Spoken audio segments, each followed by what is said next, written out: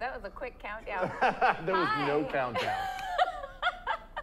Hi, this is Stacey Hallal. I'm the founder and artistic director of Curious Comedy Theater, and where we are, the lovely Curious Comedy Theater in Portland, Oregon. And I'm very excited to have my longtime friend and amazing improviser, Asaf Ronen from Austin, Texas.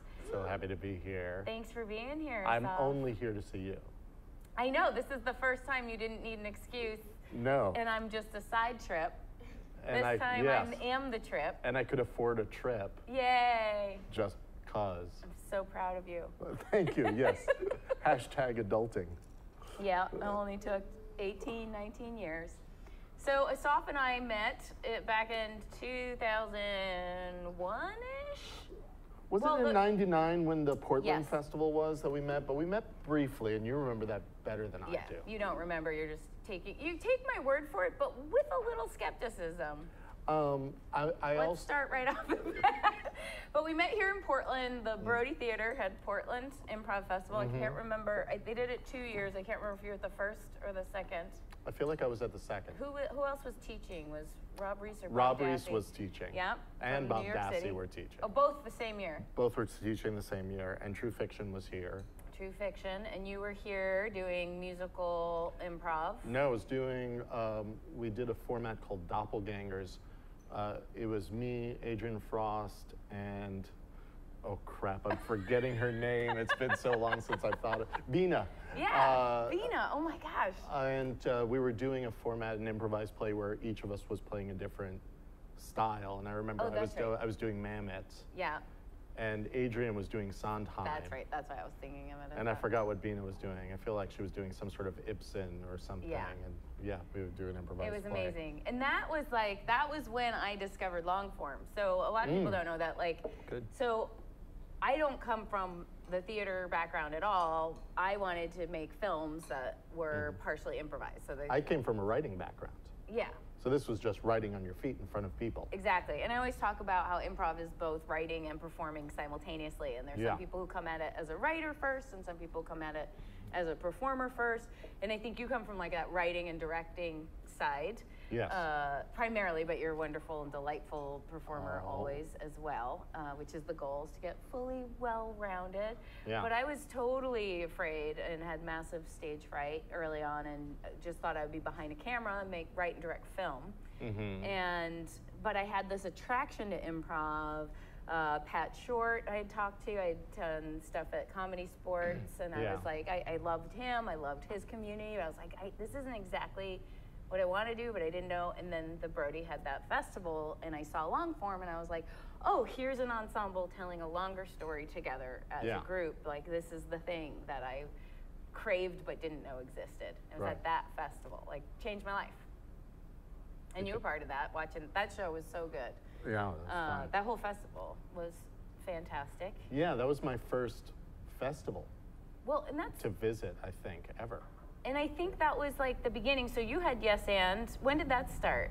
Yes And started May 1998. It was the same month that Del Close passed. Okay. And how do you describe Yes And to people now? As a forum, as a website? It was a website and a forum. Yeah, it used to be a forum. It's just that what we were doing. This is early internet. Yeah. Oh my God. Pre-Facebook. So in the beginning, there was something called news groups. Yeah. And one was alt.comedy.improvisation. Yeah. Right? And that's the way improvisers communicated to each other. And so that made it easy for me to buy the URL yesand.com. At first I made sure to get Sharna's permission, because she had Yes And Productions. Oh, interesting. And she was like, well, as long as you make it clear that there's no affiliation, it's fine. So she very generously allowed me to move forward on that. And yeah, I mean, what a great URL to buy. Yeah, totally. And so in the beginning, there was forums, but we were also doing articles. We were doing spotlights. I remember we did Spotlight on All Jane. Yeah. And that was a big part of the reviews that we got, the spotlight that we got helped us get into a bunch of festivals at that time. And I think that Yes And was a huge hub and reason. You were neutral in terms of theaters at the time, and you were just bringing together people domestically and globally, and people were talking about improv together for what I knew of it the first time. I did it because I wanted to learn more about improv. And so I created a forum where I could eavesdrop easily on the conversations. And it was great. And it was great. All these different conversations about improv, and it was the first time people could easily promote that they were having a festival. Yeah. Communicate how to apply to festivals, make lists of festivals. There was a festival that was started on Yes And, the Funny Women's Fest.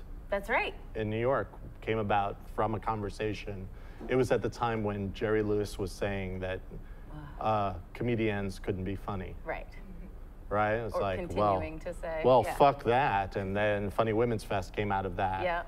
And I did, even before the All Jane Comedy Festival, I did a tiny, like a small women's festival with Jill Bernard, Sean Landry. That all came out of us through Yes And so that heralded in kind of what cemented our friendship, because we've been friends for 18, 19 years, and we've never lived in the same city. Never.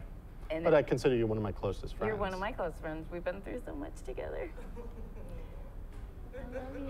I love you too.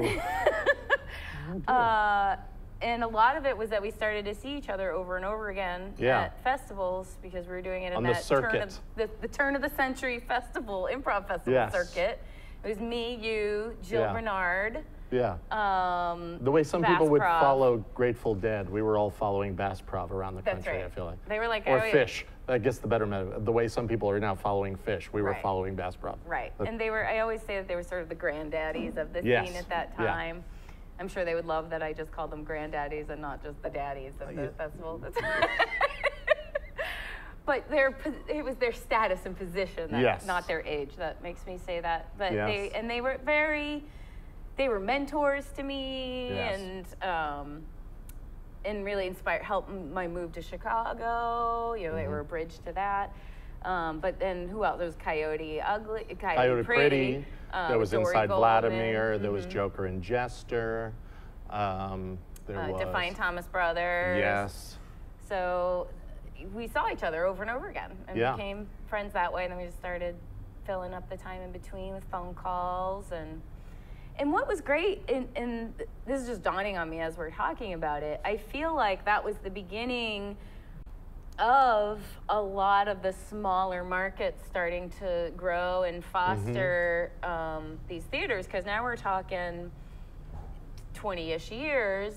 So things like Dad's and SAC, who are now like 30 years old, were still at only like the 10 mark. And then a lot of other theaters were just fledgling. And then Curious came out of that. Here in Portland, Jill being part of Huge, you part of the institution. Like it helped us, inspire us to make theaters in smaller markets, as well as foster the growth. Just the Funny now in Miami, like their spaces gotten amazing. So it's nice to see improv thriving, and not just in the U.S. Lloyd, the MI guys, the Mission Improbable guys were around. Yeah, they were when always we were on there. the road. Yeah, those guys would get up they'd party all night and get up at 9 and have a meeting around the table by the pool. Basically, now I have a crash space in every city I go to. Yeah, and so Lloyd was traveling the world and was saying how excited it is he sees posters in Spain and you know, everywhere that improv is starting to live and breathe, and people are starting to understand it. Right. Which is a thing I wanted to talk about. We were talking earlier with Tracy Burns and Barbara Scott, and talking about teaching audiences. Right. What improv is, because it seems like short form, because of Whose Line, people understand it, but long form, it can still be elusive to audiences. But would you say you've noticed a difference from when we were first becoming friends around 2000 versus now, audiences understanding of what improv even is when you're trying to promote it? Understanding might be too big a word. Yeah. That might be too. Yeah, I think they're open to it. They're aware of its existence. They're tolerant of it as a thing, right? They see people. I mean, seriously. They're not intolerant of it. Yeah, they don't immediately leave once they find it out.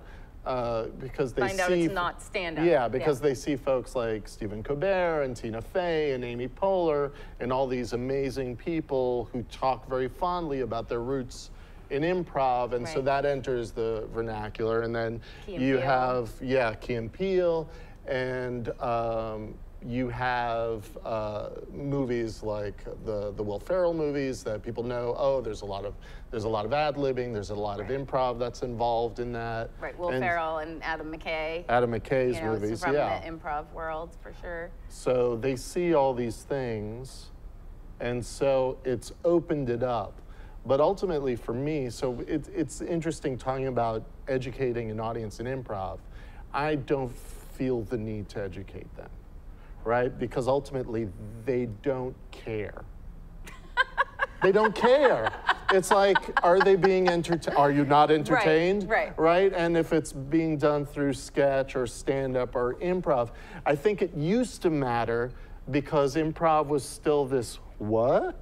Kind of thing. And so, God forbid someone sees a bad improv show and they'll never go see an improv show again. Right. But now I think it's more prevalent. It's more, ubiquitous, to use another. More familiar. Yeah, more familiar. Yeah, because I mean, like Edmonton is the city where I feel like the audience is the most improv savvy. Their long form is heavily narrative, from what I've experienced in my perspective, but not solely. And the narrative has a lot of leeway, and they play a lot with how to tell a story. Yeah. But people will pour out to long-form shows in a way that I don't necessarily see in other theaters. So that's what I mean in terms of educating people, just like, what the hell is this thing I'm about to see? Well, I think it has to operate on another level that the audience is going to connect to. And so that's why we see a lot of improvised blank shows as far as formats of like, oh, this is film noir, but it's improvised, or this is Sex and the City improvised, right, et cetera, et cetera. Star Trek improvised. Or anytime a particular groundbreaking movie, like I remember when Memento came out, everyone's like, how do we do an improvised Memento? Right. That was a thing, that was a conversation on Yes and for a few months, I believe. Yeah. And so there is that, I think there is that other thing that you want to hook audience, like assume they're going to be okay watching improv, but what's the audience that you're really trying to connect to through the way you do improv and what you're looking to explore and all that stuff. And I always look for that kind of thing in any shows I create. So we've been doing house teams for 2 years here, and we've been open 10. So we didn't do any short form for the first 5 years, and then started doing short form, but simultaneously developed more opportunities for people to do long form. We started doing house teams. House teams were doing all different formats. That there were a couple. I wanted everyone to be proficient at Armando, at Harold, but then develop something that's fun for them and challenges them. When we first opened Curious, I would just pick a format that forced people to use a skill I felt like we needed to work on. So if I felt like people weren't playing enough characters, I would try to think of some format that might emphasize characters or something that emphasized relationships in terms of what the structure demanded of people. And now I feel like as we introduced short form, which is kind of the opposite, that we started long form and then went short form. Most people go the other way. So I had to sort of work backwards, introducing short form in a community that was already long form oriented, and I would be like, each of these games is exercising a muscle that you still need to exercise to do good long form. Yeah. And now I'm feeling more so about any format. I like to think of the format as, what is this exercising in us? Is it what long form storytelling skill is exercised through this particular format? Like a Harold, I feel like exercise is a sense of beginning, middle, and end, and dynamic play, because you have longer, more patient scenes and games. Right. So you get a sense of, every story needs to have some dynamics to it. High bursts of energy, slower, more patient scenes. Right. And so that's what I'm trying to do here, because people, I think, get obsessed with format performers to a level that often they dissociate from the audience's experience. Yeah. And the audience doesn't care about that either. They don't care, they don't know it, they don't understand it. Yeah. And I don't think they need to either. Like Right. you were saying, I don't think we need to educate them in terms of like, this is Crown Royal. It's Yes. based on JTS Brown. That's Yes. a variation. I don't think they need to know it at that level. No, they don't. But I do think like we and they need to understand what point they understand. Like Right. this is a thing. I'm going to expect a beginning, middle, and end, or I'm not. I'm going to expect. Well, I think we're always expecting a beginning, middle, and an end. I don't think you ever go into any form of entertainment and think, oh, well, this is just going to be all middle. You know, it's like, except if you're going to an Andy Warhol film screening, Right. where it's just like, there is no, it's just a shot of the Empire State Building that's going to last for 12 hours. Right. That actually exists and that actually gets screened at places like the MoMA, and people go to it. Right. And that's crazy to me, but whatever works for you. But otherwise, I think they always assume that. It's just like, what is the connection? I mean, what's your approach to a beginning, middle, and end? What's your approach to a dynamic? What's your approach to a story? What do you look for in a story? I think we all look for different things in the story. And that's, I think, what makes the show art, is because, well, we're trying to tap into something very particular. Mm-hmm. So I did a show once called Only Three Will Survive. And I came up with that title first, and I thought, that's a really interesting promise to the audience. Right? That there's going to be the show, and it was a narrative show, and it was basically inspired by disaster films. You know, like Towering Inferno and all this stuff. The idea that there would be a cast of 7 to 8, and by the end, only 3 will survive. It was an intriguing idea. And I wanted to see, well, can we make the audience care about these characters before we kill them? Right? And we would kill them randomly throughout, and basically the way they would die, I had a deck of cards. I played the devil, basically, and I had a deck of cards that the audience would pick, and it would tell us who was going to die, and some disaster, and we would just pile disasters one on top of the other. So there would be a mudslide, but also a zombie apocalypse, Right. but also a hailstorm or whatever. Just as we killed off people. And it was really satisfying when the audience, when I would draw it and they would see the character come out and they'd go, "Aw," right? Because ultimately that's what I wanted to do. I wanted to play with that relationship with the audience. That's what we wanted to explore. And yeah, if you have a connection to disaster films, that's gonna be sticky to you and you're gonna come for that. Right. Right? So that's what I mean. Like for me, there's always something, there's a couple of levels beyond, okay, well, we're just going to improvise a story here, that I want to find my particular audience for that. I want it to feel like a different entertainment and not just all lump it all together under one big improv umbrella. Right. Right? So yeah. Things that I've always loved about you, improv-wise, we won't. I love sentences that start this way. I don't hear it often enough, so. I love your innovation and creativity when it comes to Thank you. formats and your director's mind. A lot of which you can read in Asaf's book, which is excellent. Where can people get your book, by the way? You can buy it on Amazon. It's available.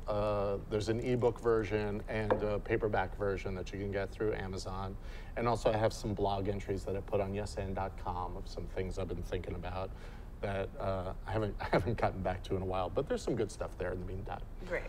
So yeah, those places. So I love how you do that, but you also take on, personally, like you were doing Imp, which was entirely silent. Yes. What did you love about doing silent shows?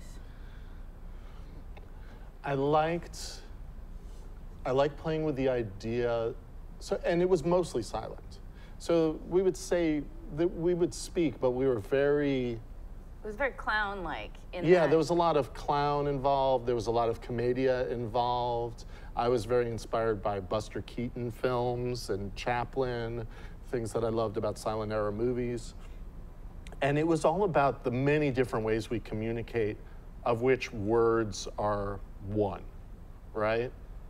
That just, the distance between us, just by making a change in that, I've communicated something to the audience.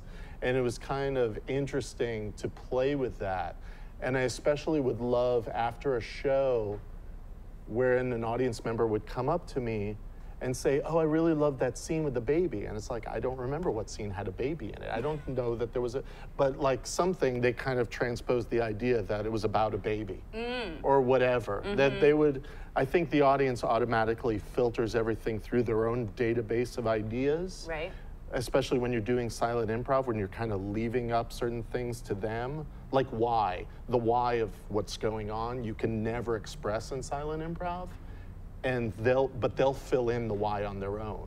And so I loved playing with that and hearing what the audience came back with. It was always fun. That's interesting. So something I say a lot is how we're all expert story listeners. We're told stories from the time that we're little, and there's these elements of story, and if we don't fill them all in, the audience will fill it in for themselves. And sometimes that's a fun thing, like the end of Lost in Translation, we never know what he whispered, and everybody can decide for themselves. But if it's sloppy storytelling or unintentional, sometimes having everyone fill in their own thing can make your story fall apart. Right. So it's interesting hearing you say that about silent performance, because it seems like there's much more space for the audience to be having to exercise their own fill in the blanks. Right, and I think it also, but we'll agree on certain elements of the story. So if we were to do a silent scene together, the audience, we would all be in agreement on the dynamic between the two of us, of like maybe one is intimidated by the other one, but they'll all attach a different relationship to that. Right, so for one person, the relationship may be a mother-child or a boss. It might be a workplace relationship, Yeah. it might be familial, it might be something else, it might be a teacher-student relationship. School bully. And they'll find the clues that support that idea. Interesting. You know, that bias that everybody has. But we'll all agree on certain dynamics, you know? And I think the thing when I talk about in terms of like formats that don't include the audience, so when I went to film school, I made very experimental films, and then they'd get played and everyone would look confused, and I'd be like, you don't get me. I'm an artiste, I don't care what you think. You know, and then I was in the School of Communications, and it wasn't until I did improv that I really learned how much, when we're putting something out, that's only half the communication. And then there's the communication of the person actually being brought in and having some sort of experience from it, and not just being like, what the fuck just happened to me? And what else could I have been doing with my time? Oh, yeah. And what I love about how you talk about improv is it's in terms of playing with communication, how close you are together. And you talked about doing a solo show where you threw a ball, and that's, you concentrate a lot on physical proximity and relationships. Even in your book, a lot of your tape exercise. Yes. So you tell me more about why you enjoy the physical proximity part of communication so much. So I really love, for me, the thing that I love about teaching and directing improv is kind of recognizing what people's instincts are and how it's serving them in that moment or not serving them in that moment. And as a teacher, you try to get them to the instincts that help serve them versus the other ones. And I think there's a lot of psychology in improv about how we choose to interpret the information that we're getting, and we all process it differently. And so when you kind of distill it to certain things like distance, that we can all recognize and we can all agree on that, but we can all interpret it differently, things like that are very interesting to me, because that's what I think is great about improv. I think Dave Rosowski says improv is 90% casting, right? Yeah. It's those people are going to do that show that way because it's those people who think in that particular way, right? You swap out any one of them for a different person, it's such a completely different show, right? And that's what we need to bring to our improv. We need to show our interpretation of things. And what's interesting to me is, like, there's certain things that I started teaching early on in my improv career that I've gotten away from because I felt like it was distracting people. Like what? So one of the things now with my students is I tell my students in week one, it's like, I'm not gonna try to get you to do improv, a good improv. I really just want to see you light up. Because I think if you light up, you're gonna do a good improv. But if you try to do good improv, chances are you're not going to. Right. Right? And there's certain wonderful ideas that I used to, tout as well, like the idea of make your scene partner look good. I think it's years before you understand what the fuck that means. Right. Like, Sure. I will never tell a first-year student, make your scene partner look good.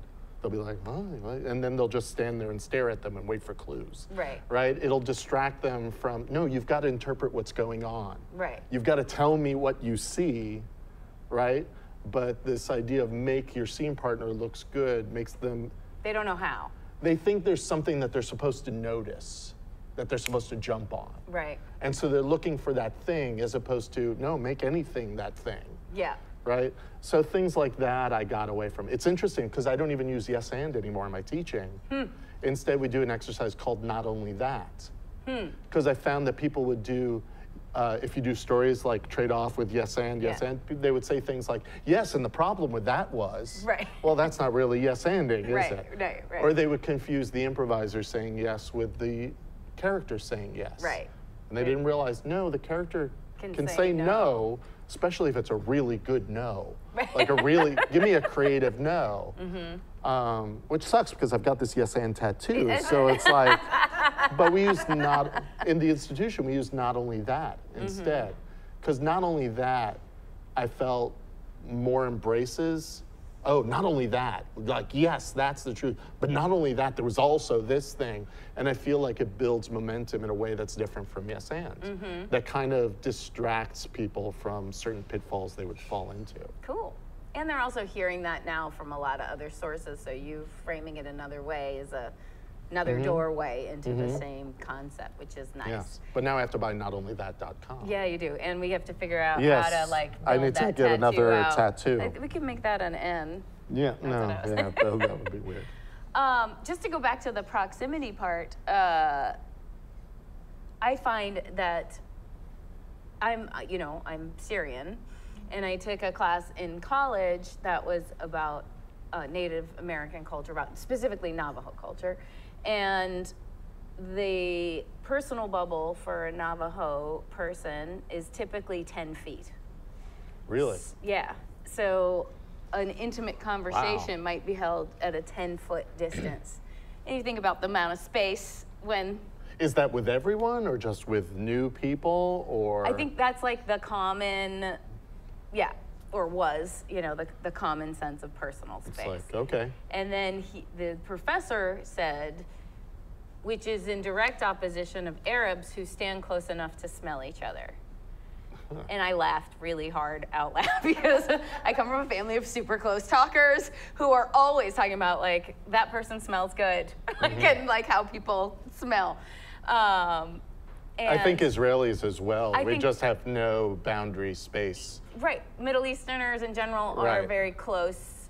And when you come from a more crowded area, and I would say that applies, in other populations that are dense, you lose your sense of personal space, or you just pull it in. It's not lost. So I thought about that if you took a stereotypical Arab and a stereotypical Navajo person, and you just put them in a room together, you're going to end up playing that game where one of them has 10 feet distance they try to keep, and the Arab's going to be like chasing the person around. And the Navajo's going to be like, why the fuck won't this person respect my boundaries? Yes. And they're going to feel defensive of their space and that the other person's aggressive. And the Arab person would be like, why don't you like me? Why won't this person? I'm trying to be so nice, and like feel rejected. Yeah. And it's only based on a distance. cultural sense. And even before any words are spoken, Right. we immediately start to see that there'll plastering be story tension. on that. Yeah. So I find that even in life, that's a thing that I've had to learn to be aware of. I think being an East Coast person who's transposed to the West Coast, same, volume, space, all very different. You're from New York, moved to Austin. Yes, Have very you- different speeds. Have you noticed that, and has it? Oh yeah, I mean, when I went to visit New York after living in Austin for a couple of years, I was getting anxiety attacks because I totally recalibrated to the speed of Austin, which is like, don't be in a rush to get anywhere. Right. The barista's gonna have some conversations. like in New York, that Starbucks line moves fucking quick. Exactly. Right, because God forbid, we're all on the way to 3 other things. Yeah. Right. And your job is just to get me that coffee. And that's the thing that, like, so talking about space, but then you get into a whole other sense of communication, which is, you know, even beyond volume and pace, but priorities. Yeah. So a server in Portland is going to be friendly. They might sit down next to you and chat. Really? And oh yeah. Oh, I've had that experience. Yeah. In Austin as well. Austin's very similar in that. In Boston, you know, my family would be like, "What the fuck? Yeah. You're not on break. Go get my shit." But the service is impeccable. Yeah. So it's more about excellence and speed. Yeah. And people from here there would say everyone's rude. And we all have those filters. They think it's rude, but Right. the priority is friendliness over efficiency. Yeah. So what I love about improvising is how much we get to see those innate conflicts that just come from who we are, how we're raised, our backgrounds, all of that play out on stage. And it's interesting trying to apply those improv lessons to life now. I think, by the way, first of all, I'm in the best relationship I've ever had because of my improv lessons and how I've applied it to life. But also, I'm trying to not automatically attach those interpretations in life like I would in improv, and just realize that there's always a lot of nuance to everything, because it's really easy then to dismiss people for the slightest reason. And How so? so Eckhart Tolle, who wrote A New Earth and The Power of Now, which is a great non-improv book. I mean, The Power of Now, that kind of sounds very improv-y, isn't it? Yeah. But it's life philosophy. He talked about, and just to paraphrase him, we tend to label, and in doing so, distance ourselves from the uniqueness of the situation. Right? So we see this a lot in discourse of like, oh, you're a liberal. And so instead of listening to what you're saying right now and what particular nuance it has, I'm instead going to filter you through what I understand of liberals and what I don't dislike or like of liberals, and filter it through that. So we're operating through these various satellites of like, we're connecting to that idea and then to the other person. And I'm trying to get more into that place of like, no, let me see what else I can draw out about this, and not just immediately jump to these assumptions. But in improv, I try to do that because it gets the ball rolling, and here's the scene, and here's my connection, and here's what I'm seeing, and I'm going to put that out there. I'm going to play from that, right? So it's kind of interesting to see those things that help in improv don't help in life in that regards. Right. Once you notice them. That's interesting. I feel like it's how we process encountering a character, whether it's on stage or in life or in entertainment we're just watching, is like I always describe it as like a stereotype drawer. And we open our stereotype drawer and we're just sort of like, because we are discriminating, right? Discrimination in the sense of opportunities being denied people based on your first impression, race, We're or all hate. prejudiced. But we are, because we We're have all to are. discriminate who we want to give our time to, right? And like, you live in New York, you got to be way more discriminating or you'll never get anywhere. Like, if you walk down the street here, we all say hello because we might say hello to 3 people between here and there. If you were walking in Manhattan, you'd be like, hello, hello, hello, hello, hello, hello, hello, right? So in terms of safety and time and how much we want to open and expose ourselves to people emotionally and physically. So we do need to we're not going to sleep with everybody, right? We're discriminating. Who do we want to sleep with? Who do we not want to sleep with? And hopefully that's based on character. And behavior toward one another. But yeah, so we use stereotypes just for that initial, is this person safe or not safe? Probably the first one. Do I need to cross the street or do I stay here and have a conversation? But if you stay at that level only, which is what it sounds like for you, like if you just hold on to that first impression, then you will miss out on the nuances. But the most interesting people are the ones who start to veer away from the stereotype, and that's where I think we engage. The Disney princesses became so boring because they were all the same. Then they made one physically different, and people were like, oh, now I'm interested again. And then they made one have an objective that was different, and all of a sudden it was the most popular Disney princesses of all time. Here's the other thing that's really opened up my improv a lot, as far as like diversifying my characters, philosophies, and all that stuff. And we're going to explore this in Sunday's class. Yes, Sunday's class at noon. Noon. Here at Curious Comedy. The Rhythm of the Scene. So one of the things that I've really embraced, and it's really helped, and I really, if you take anything away from this, take this one thing. I've really learned to embrace incompetence, right? Because here we are playing people on stage, and this is another thing where sometimes we get too distracted by trying to do good improv. We're trying to listen, we're trying to process everything and understand everything, forgetting the fact that 90% of humans are incompetent at communication like 90% of the time, right? And the thing that I've learned is anything that goes wrong in the improv, just immediately blame it on the character. And now you have a character trait. Right. So if I misunderstood that thing that you said, I immediately blame it on the character, and there's something that my character's filtering through that led to that misunderstanding, and whatever misunderstandings can now follow. Right. Right? I don't need to understand everything that you're saying. We don't do it in life. How are we going to do it on stage?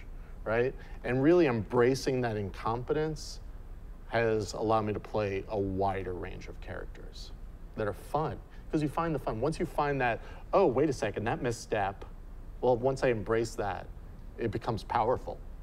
It becomes a tool to kind of explore through. And how does that tie to the rhythm of the scene? I know you're going to go more into it at the Well, class, the thing but is that it allows you to focus on things like the rhythm and let the rhythm take over the scene. Because I used to do improvised Mammoth, and Mammoth's all about rhythm. Right. More than communication, because they would cut each other off and all this stuff, and you're not going to get a complete thought out. You got to stop making the words so goddamn precious, right? And so it's like, well, I got to embrace this incompetence that this person is going to be like this. Or we would play a lot of horrible people because it's Mammoths. Right. We got to kind of lean into that, and what makes this person their particular type of horrible or crazy or whatever, right? And so I think the thing about the rhythm of the scene is recognizing that there's always something else going on that's above the content, right? The content is one thing, but there's this other thing that's driving some of those content choices that if you tap into that, really opens up the opportunities of the scene. Cool. Especially finding what's wrong, what's dysfunctional about these two people in this moment, right? Of the idea, like, there's that stereotypical, you know, 50s couple that you would see like on the Lockhorns and all that stuff, right? Where it's like the woman is and the guy's just yeah, right? And they never need to change, right? We recognize it, we understand that rhythm, and we kind of lean into that, right? But the improviser brain would try to take it further and, well, let's address this problem. Clearly there's a dysfunction here. And sometimes you got to just let the dysfunctions be. Let them be a horrible relationship. This is the way their relationship plays out. Right. And they somehow have been married for 35 years, even though they're like this with each other, right? And let's just see this slice of life of like, no, this is how they coexist. This is what it looks like. You know, I've come from a home where my parents bickered all the time. It was just part of the status quo there. Right. Right? And it's kind of great to explore that. And if you let the rhythm is that status quo, right? And I think sometimes it's more important than trying to pinpoint that specific thing that the scene is about, because sometimes we'll try to address it in the same ways over and over again. A problem comes up, we want to fix it. Right. Right? Things are good, we want to create a problem, you know? And then we end up playing the same, like, okay, and there's that peak, and now there's that valley, and then we end up mapping out scenes very similarly to each other. Well, I think most scenes end up with two people in cowboy positions, Michael Gelman called it, same distance apart, facing each other, barely cheated out, and then it's like, here's my turn to say a thing. Here's my turn to say a thing. Here's my turn to say a thing. So it feels like for you, both the physical playing and the rhythm are two ways if somebody is struggling with like, we keep doing the same two-person cowboy scenes at the same rhythm, that those are ways to break it up and create more dynamic scenes. Yeah. And the beauty of it is, it's way harder to get to an interesting scene when you start this distance that we think is safe. Right. And you give and take at this very even tempo. It's like so hard to make that scene interesting. Right. But if you started there and I started there, it's there's gonna be already way a more, tension there that's if we were interesting. doing this interview that far apart, everyone would be like, which one of them doesn't want to be near the other? Yes. What happened before this started? Yeah. What went wrong? But we always want to bring it, like, we're uncomfortable and we're afraid of the discomfort. So it's like, how do we get back to cowboy position? Right. How do we get back to you talk, I talk, you talk, I talk, you talk, I talk? So these are great techniques. I think everything that you do is so great in terms of helping you find something interesting and dynamic, and then figuring out why after. And that trust that it will work, right? I think part of the reason for the cowboying is because we want, like, what I notice is, like, people are literally bracing themselves. Yeah. Right, there's a little bit of that. Right, just be, Like, exactly. Like they're about to play goalie. It's like, whatever you throw at me, I'm like that kind of thing. And it's more, I like to picture it around your heart, because everyone's just afraid of the feel. You might make me feel something. Don't make me feel something. Duh. I heard that. Yeah. But now I throw it to the ground. And we automatically go to conflict, right? And it's like, there are no two scene starts that can't somehow go together. Yeah. Like, I defy people to find two ideas. Like, you say any first line, I'll say any second line. We'll find a way to go together. It will create a rhythm, right? But I think sometimes improvisers get caught up, and this comes from the make your scene partner look good. Right. Well, whatever you just said, I have to immediately have a feeling about it. I have to make it important in some way. And so I kind of lean over to your side of the scene. Yeah. As opposed to, well, I came out with a certain thought that can still exist, probably. You know, it can, definitely, if I embrace what was ultimately important about it. Not if you decide you're in a post office, but I decided we're in space. I mean, we could be in a post office in space, but that's a little convoluted. Right. I mean, the audience doesn't give a shit that you're in space because they can't see it anyway. Right. They can't see the post office, they can't see space, they don't care. What they can see is our proximity to each other. That's the other reason that I like that. Because it's all the audience can see. It's what's important to them. It's what they're watching, right? So regardless of how great your mime work is or whatever, they don't care about that stuff that they can't see. But what does being in a post office give to you? What does being in space give to you? Well, it's exciting, being in space, great. But you've said we're in a post office, great. Post offices are exciting as well. It's like being in space. It can be. You can decide that. And it's weird, and it's like, oh, I thought we were in space, but it turns out we're in a post office. There's an example of whatever went wrong, just blame it on the character. The character has decided the post office are as exciting as space. Right. And that sounds like something fun. Yeah, that's something fun to play. Way more fun to have somebody excited to be in a post office. Yes, as opposed to let's do post office things. Or somebody who thinks of space as mundane and boring as a post office. Yes, wonderful. Yeah. And then we have a dynamic there and a rhythm of like, I'm going to be very excited, and you're going to be like flatline. Yeah. Something that always drives me a little bit crazy, just a real pet peeve of mine, is the justification muscle. When somebody feels like a mistake needs to be explained away immediately, and then we've lost all the fun that we had to potentially play with it. Like, God forbid someone forgets what the name of the other character is, and then you say a different name, and the other person has to explain it. Or my favorite is like, stop pointing out that you're driving on the wrong side of the car. Yeah, or that you haven't looked at this road, or, Yes, nobody cares. No. Nobody cares. And you may discover, if you don't comment on it now because it's making you uncomfortable. Yes. Note that you're feeling somewhat uncomfortable, and that the audience has probably also noticed it. And maybe later you find out this person only imports cars from London because that adds to their character. Yeah. Or maybe you find out they are poor and built it. You know, out of pieces and screwed it up. You know, like there's so many more potential reasons that are fun if you let it hang there and let the discomfort sit. Than if you just have to immediately be like, oh, it's funny that we're on the wrong side of the car. Like now we've just lost an opportunity to make that interesting. Right, and you've immediately significant. distracted yourself from why you went to sit in a car to begin with. What was there for you? Oh, I wanted to see two people on a road trip. I wanted to see two people in a confined space, whatever. Now we've gotten away from that because you're like doing the checkbox list of good improv stuff, right? There's a saying, if you stumble on a step, don't just then throw yourself down the rest of the stairs. Like, the audience will forgive the stumble, especially if you kind of roll it into it. I think my favorite thing of that metaphor is that the fall can be so much more epic if you wait. Like I remember being late to a final. I had overslept for a final, and there was like 10 minutes left, and I woke up like I had an ink stain all over my shirt.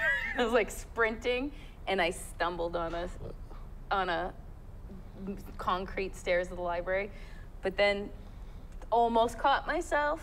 You know, one of those, and then like continued to fall and almost caught myself, and then continued to fall, and then like so much more fun of a fall to witness. Yes.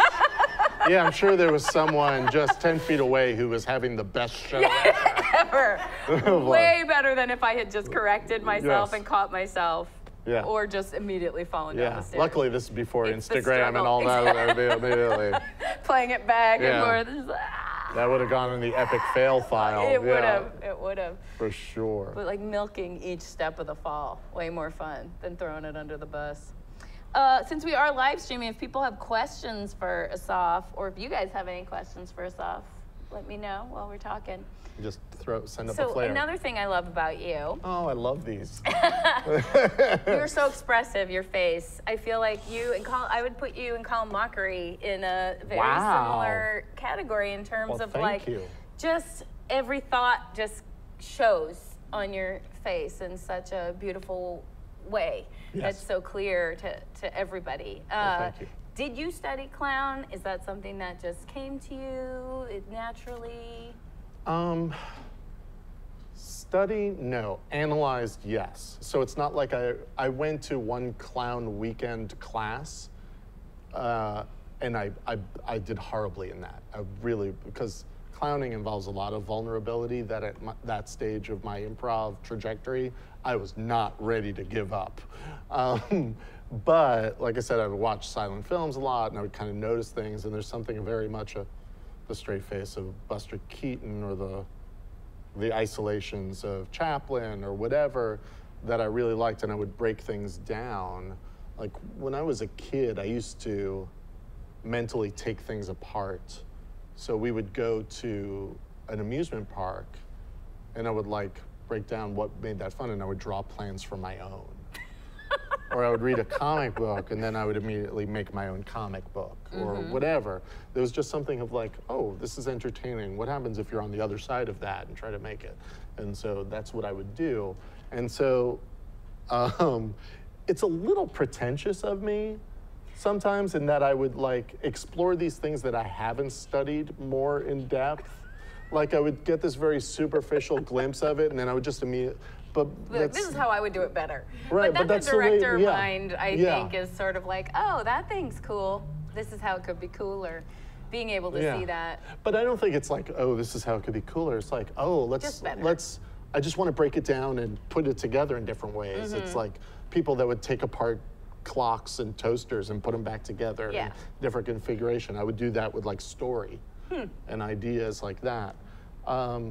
And I would get so immediately inspired that it was like, okay, I can't learn anymore right now. I got to immediately start playing with this. And then I would kind of filter it in as I went along. I learn best from people. I can't like read, I can't research through books and stuff like that. Which is funny because you wrote a book. I wrote a book that I'm having trouble reading now. I'm supposed to write a second edition, but I'm having trouble reading the book. It's funny. That is funny. What's the title? Directing Improv, Show the Way by Getting Out of the Way. So, on Amazon. On Amazon. It's a great book. Thank you. And it's more about teaching, right, and directing. Teaching, coaching, and directing. And each one is different, and it kind of lays out the differences between them and how to take care of students.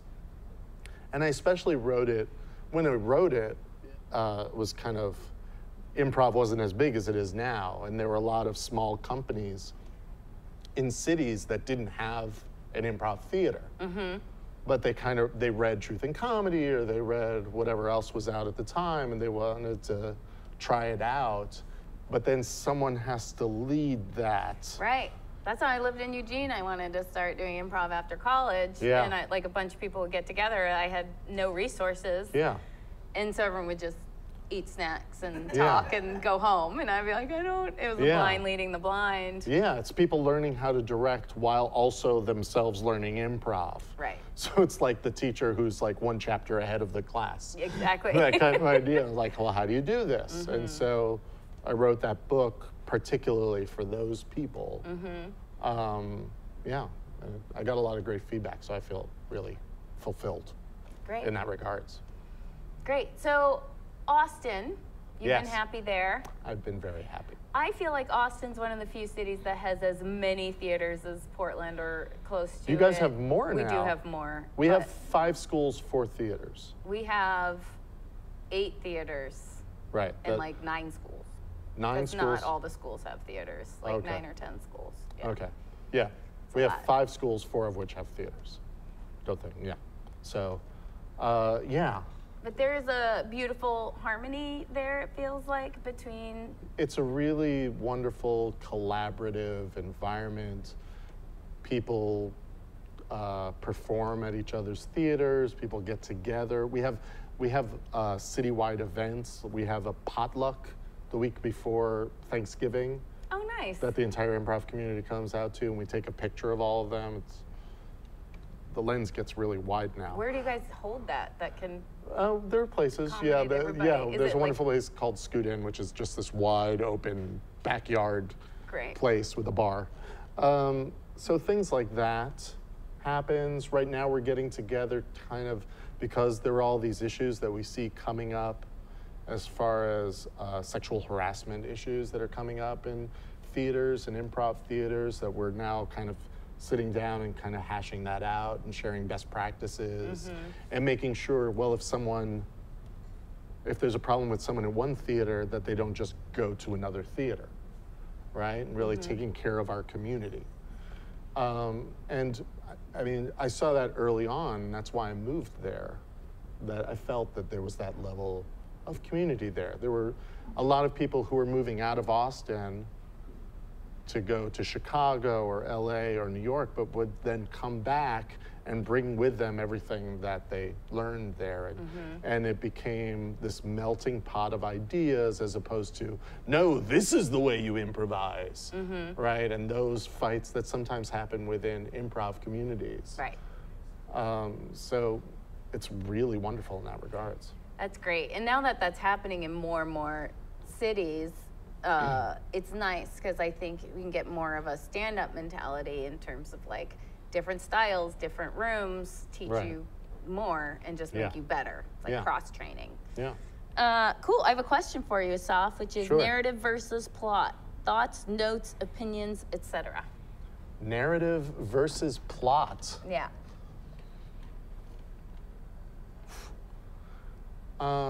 So I look at, so it's very interesting because especially in Austin, narrative has a very particular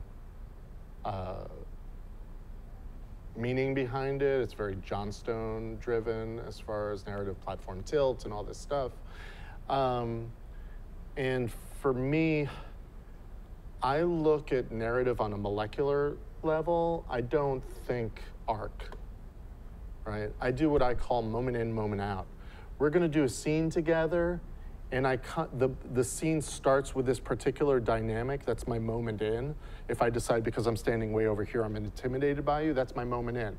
And then by the end, I'm either going to move closer to you or I'm gonna move further away, right? And so whatever the moment out is, that's what guides me in the next scene that I show up in. So I don't really think of plot points. I don't think of things like, oh, this thing has been presented as important and we must fulfill it by the end. I think if you just go moment in, moment out, you will address the things that need to be addressed. And so, but I think in even that, just that singular moment at the beginning, there's a lot of narrative there. And if I just pay attention to that it will connect me to the next moment, which connects me to the next moment, which connects me to the next moment. And along the way, plot will happen. It's unavoidable. Especially if you're being fueled emotionally, it will drive you to do things, right? So. And when you're saying in that first moment, there's a lot there, you're meaning like we see it and we immediately make a ton of assumptions. Now it's just tap into it. We're engaged in their story and then we adjust those as the story unfolds. I think you especially see that. I recommend Trust Us, This Is All Made Up. Yeah. Right? TJ and Dave. And they talk about that very first moment. And it's great because they show the first moment of that show and you hear them talking about, okay, here's what I notice. Here's what it compels me to. Here's the idea that I kind of go in with. And here's the next idea that it leads me to, and the next idea, and the next idea. And that show is very narrative, and they end up going through this whole crazy narrative, right? But it's moment to moment. Right. And there's no, well, we've set up this, and so now we need to close that off by the end. I feel that sometimes people use plot as a barrier against having to have emotionally driven moments, so that it's a way of being like, it's an advanced level of avoidance and deflection. So it's like, oh, well, I was thinking about, oh, this happened, that then this person would then go do this thing, instead of I felt this way, and so my character was inspired to react to that, and then this happened. You know, plot happens to characters, I think. I think another thing that happens with plot points is sometimes improvisers need immediate confirmation on the thought before they play on it, right? And so plot points will say, oh, well, I feel like I could get easy confirmation on that. If like, oh, it starts out with this particular relationship and clearly there's a question in the air of whether or not they're going to break up. Well, I know that if I go there, my partner will probably meet me there. The audience will probably meet me there and all that stuff. And sometimes it kind of gets very limited as where it goes. I have this example that I use a lot of the honeymoon scene. I've seen a lot of honeymoon scenes in improv because I've been doing 27 years. Right. So you see a lot of strange patterns. Right. And there's the honeymoon scene. It always starts out happy. It always starts off stage so that they can come in through the door to establish hotel room. So there's a lot of setup before they've decided what the scene is about for them. And it always starts happy because there's immediate association. Honeymoons are happy. Right. Right? There's also always a comment on the wonderful view, which is always back there. I don't know why. It's never out here where the audience is. No, it's always like here. Yeah. And then a minute and a half, they decide to fight because they think it's not fun to watch people be happy with each other. God forbid we should watch that for longer than a minute and a half. And they fight about an affair. 9 times out of 10. A minute and a half into the honeymoon scene, you have these two people fighting about an alleged affair. This happens a lot to where I've noticed, right? And it's because they're so worried about making sure we're on the same page. We're on the same page. That's why I go off stage and I open the door and you're gonna understand that I'm in the hotel and we're gonna talk about the hotel room while we find something else. And then, oh, we gotta make something happen, and et cetera, et cetera. This need to make shit happen, as if stuff isn't always happening always, right? So I think like plot presents harder. these easy defaults, these low-hanging fruit things to go for that I know you'll be able to meet me on. It wouldn't be too left field for me to go there. That's what I think sometimes happens. And that's what's fun about the format we've been working on, where we replay a scene multiple times, that I've had to distinguish between, you know, we go back to a point, we make a different decision, the whole plot goes in a different direction. Yeah. But it's not based on time shifting things, but I want people to make an emotional decision that's different. So it's hard for people to be like, okay, so the person says, yes, I'll go through the door, and then they say, no, I won't go through the door, the third time they take the door down.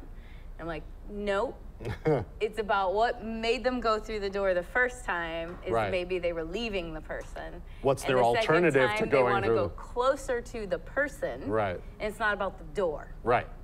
it's about that action to go through the door is motivated by them being upset. Right. And leaving the person, then the next action might not be the door at all. They may, we don't care about the door. The door's not really there. We don't give a shit. Exactly. The next time they kiss the person, and then the third time they both jump out a window. You know, like, and because they both gave up hope. Like, it's more about, like, in that moment where we have an internal conflict, and Barbara mentioned it, you know, that's the most interesting conflict, is like, how do I take care of my needs and your needs at the same time?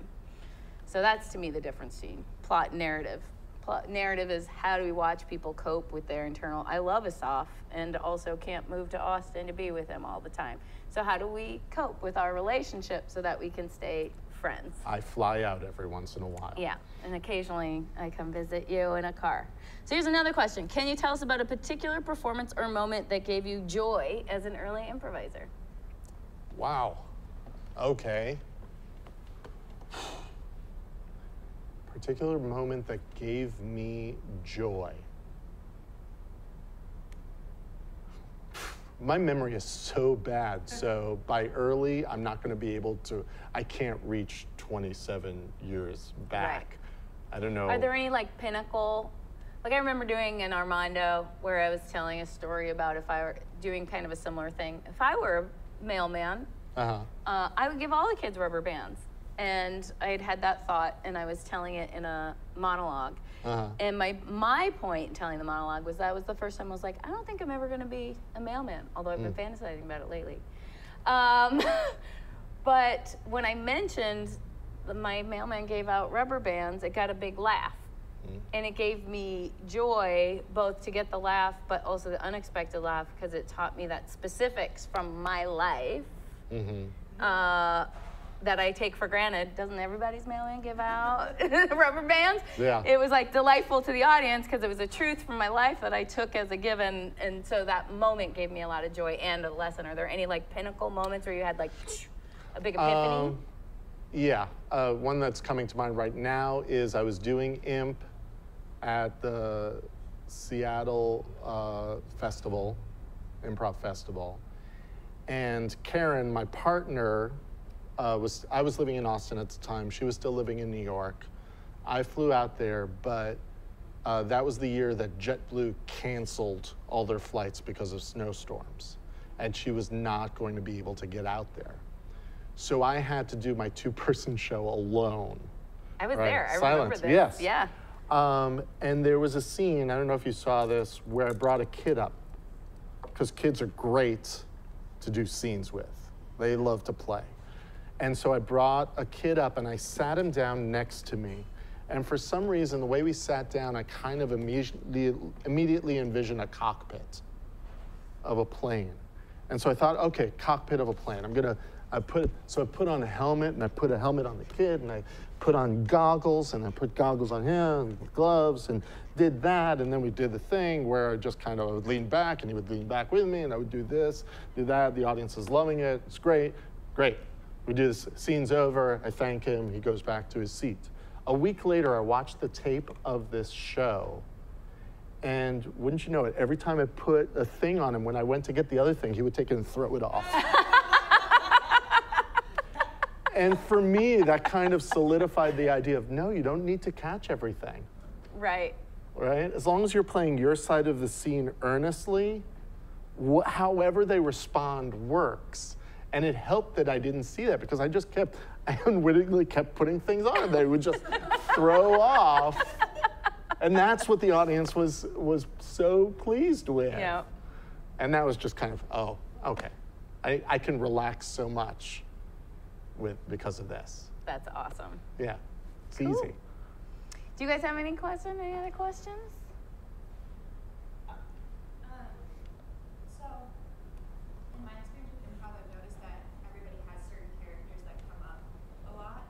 Mm-hmm. Like those characters that come up a lot might change depending on where you're at in your personal life, Sure. and how you grow. And so I was wondering, do you have any characters that come up for you, or how come up in certain parts of your life? So the question, just because she wasn't on mic, is Yes. about characters that people's go-to characters, that people tend to have them, that they evolve Right. depending on where they are in their life. And she's asking about your relationship with recurring characters. Yeah, there's certain go-to characters that I love. I mean, the old Jew. Can't imagine. Speaks to so many aspects of my life. I love playing with accents because it's part of that rhythm thing. Because accents will lead you to a certain cadence that I think if you can play with the cadence of a character, it filters down to everything else. The way you hold your body, the way you react to things, it just automatically changes. And so I was experimenting a lot with cadence, and sometimes I like to do this very vaguely European person. I don't know where exactly he's from. Like, I don't know what this accent is, but it has a very particular cadence, right? And so I would play with that, not try to nail it down to any, because it doesn't matter where the character's from. It just matters how the person sees the world, right? And the details that need to come out of that will come out. So that's something that's one of my go-to. Like, I love playing the vaguely European guy. He's often very romantic too, which is, because I love seeing that, because I believe you can watch a very entertaining scene with people being happy with each other. Right. So that allows me to immediately go to that rather than just go to conflict. That's why I like doing that one. And I feel like there's a difference in terms of go-to characters. So when I moved to Chicago to study at I.O. and all those places, I had Liz Allen, it's a great teacher. Great teacher, yeah. Was the consultant on Don't Think Twice. And I was doing a solo show where I played 22 different characters. So it was very hard for me to be in a scene and not just be one of those characters and have them come out. And she gave me the note that she would like to see me not rely on that bag of tricks. To which I was like, but what? Like, but I came to understand that in that it was people, and I see it in other students where you can be like, this character wouldn't do that. Right? This character I just created. This character I just made up is very fancy and wouldn't go spelunking, right? For example. And so it's a way to, again, I think it's an advanced deflection mechanism to sometimes say, my character wouldn't do that, or this character would. And I think if you have a character, you're talking about the speech pattern and mannerisms and maybe the spirit of the character. But being willing to be like, no, this fancy lady will go spelunking because in this scene, that's where it's headed, and she's gonna do it. But she can say, I always say you can say no twice, and the third time you have to do it. But you don't have to like it. So she would be reluctant spelunking. And how much more fun to watch the fancy lady go spelunking and be reluctant and not enjoying it, and then maybe discover she has a love for it, or eventually break up with the person who made her do it, or for whatever reason. Does this harness come in a blue? Exactly. I think we all have our different access points, and for me, if you want to explore characters, find what is your access point, what connects you most. For me, rhythm connects me most, energy connects me most to a character. And if I think that, then I distill it to certain choices. Like, there are a lot of times where I'll like want to do a certain energy, and so I'll think a certain type of music, or I'll even whistle a certain type of music as I enter to kind of like, well, let me explore that mindset, especially if I'm doing a longer show, like a montage, and it's like, okay, well, that last scene had this very particular kind of somber energy. Well, what's going to counter that for a shape of show? Well, if I just kind of, well, I've decided just this. Oh, it's like hard to be somber and do this. Or even if you did, that's going to be so much different. Oh, somber guy, right? No, that's a fun idea. I like juxtaposition. So I think you find your access point, and then you can kind of distill ideas into very particular moves that you can add to your toy box. I used to say tool belt, but then I read someone say, at some point you got to treat these tools like toys. And I like that idea. Because tools suggest something needs to be fixed or a job needs to be done. Right. And toys suggest, oh, we're just fucking playing. Right. Right, so what do you like to play with? I feel like a tool belt gives you a sense of this, whereas a toy box is more like, what's like, in here? hey, fine. Squeaky, squeaky, squeaky. Yeah, I like that a lot. Right, so that's another way in which I distill, like the proximity helps me distill, or just angle of the body, or... That's really fun, because it sounds like people do that with accents. They have one word, that they will trigger them into the accent. Yeah. And they're like, oh, if I say top of the morning or whatever, Oh, it'll yeah. make me feel Irish, and then I get into the accent. Yeah. So it sounds like you're doing that with on a bigger level of Yeah. a tune It's in an your access head point into that to the character. thing. Cool. Right. I like that. That will change along the way, hopefully. I'm not going to play that exact same Irish character every single time or Right. whatever. That's And that character sometimes might be smart, make smart decisions. Sometimes might not make smart, but that Yes. depends on the day and the scene and what's in the mood. I used to do this thing where I would go to improvisers and ask them what accents they like to do, and then make them improvise in that a character in that accent, and then see how many other different characters they could do in that accent, right? Because sometimes when people would do like a Japanese character, it would be very, very serious. Like people couldn't do happy Japanese characters. Which is why accents Or- become problematic. Yes. And I Yes. think, so we would do 10 characters in 100 seconds. I like Yeah. that, doing that exercise, and I'll count each time I see a new character. And there's some people who are great at accents that they're playing the same character and they're just cycling through accents. So I like to go one. Well, yes. Because it's like the accent doesn't make Yeah. the character unless you let it Yeah. enter you into a Yeah. different posture and a different mood and a different Yeah. energy. That's fun. Yeah. All right, I think we've been talking for a while. Did you have something else, I was SJ? just going to ask about your improv festival experience. Oh yeah. Oh. As a brand new group or duo or something, what are some of the festivals you think that they should hit as like a young new group? Like, So she's asking what festivals should people hit, and you also are a huge part of a festival that's under. I'm wearing the T-shirt, but it would screw up the mic if I yeah. showed you the T-shirt. Yeah. Out of bounds in But Austin. she's asking for recommendations of what So, festivals you should hit. I counter your question with a question. What kind of experience are you looking for in a festival? What's your priority? learning from people that do it, have been doing it better for longer. By watching or by taking classes? Both. Okay. So Like watching. having a good So you want an educational festival. Educational, but also entertainment. Yeah. So like, a huge difference would be Del Close Marathon is not really a community nor educational. Nah, it's That- not a festival for me. It's a marathon, and Yeah. a lot of people. And you kind of have a New York experience just with your group. But there isn't like a set social component to the Del Close Marathon.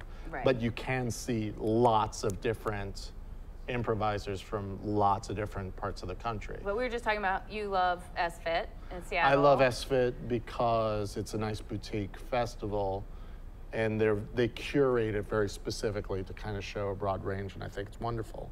And the education component is really good. I'm also the education director for Out of Bounds, so I kind of have to speak to that. So we have a good educational component, and we have It's pretty spectacular Out of Bounds. and we do a very good job of curating a very diverse festival.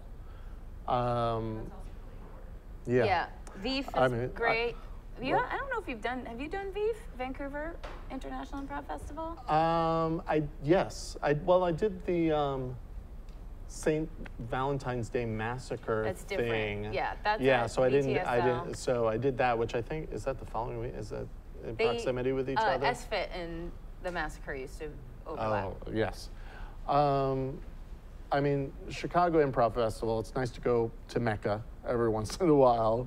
I mean, it's still the biggest scene, and especially to see a lot of different types. And of course, there's going to be a lot of great teachers to tap in there. But I think ultimately, always think about, sometimes I see people do festivals. It's like, why are you doing that? Why are you paying all this money to go to this festival?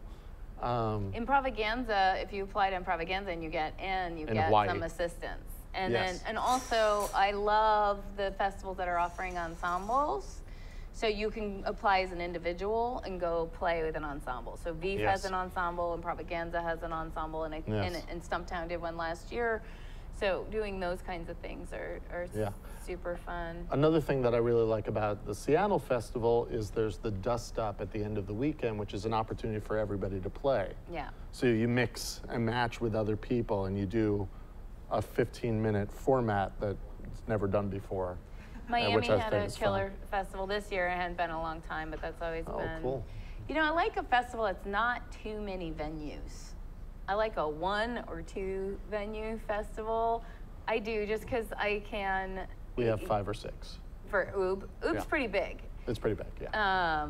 But it also has, it was super inspirational when I went there when we first opened, because I was like, Portland didn't have 9 improv theaters then, and I was like, oh my God, maybe the city's too small, and everyone hated comedy, and we kept getting called the saddest city in the world, and I was like, what did I do? And then I went to Oob, and Austin's such a sister city, and I saw the vibrancy of that community, and I was like, oh, I have hope now. So I moved because of Oob. Yeah, and as big as it is, it still feels community. There's still a lot of community because there's enough people there to sustain that, like improvisers, not just audience.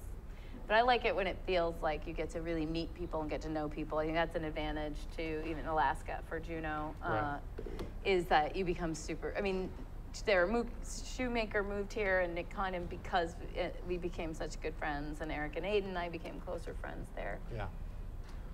Cool. All right, well, we should wrap it up because shows are about to happen. Thank you guys for being here. Thanks, Luke, for running the camera. Thanks, Asaf. Let's do this more. I love you. Mwah.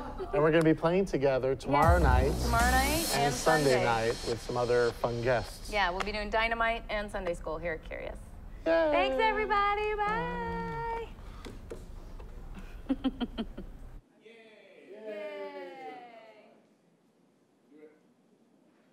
Now you can share it, and we can share it to Chris. So Aiden and them are all getting together for. Oh, cool. Right now? Yeah. Great. We've been there as of 6:15. Okay.